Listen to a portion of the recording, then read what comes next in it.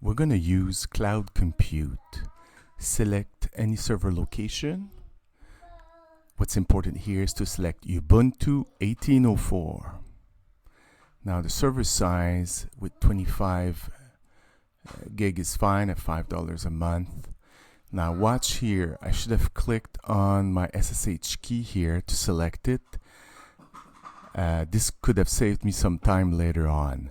You'll see some of the next steps that I will be doing is concerning trying to get my keys on the server so I can log automatically. We get the IP here because we're going to SSH into it.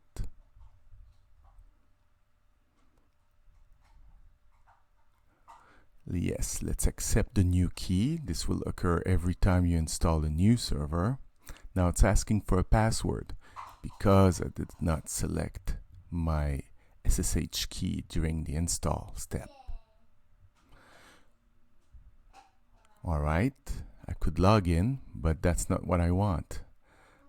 Now I'm going to be uploading my SSH key to the server using this command, ssh-copy-id.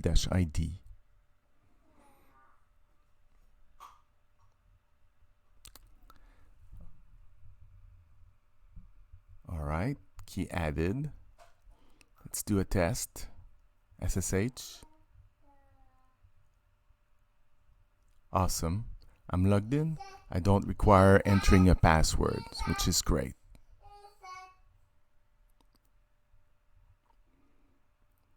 All right, now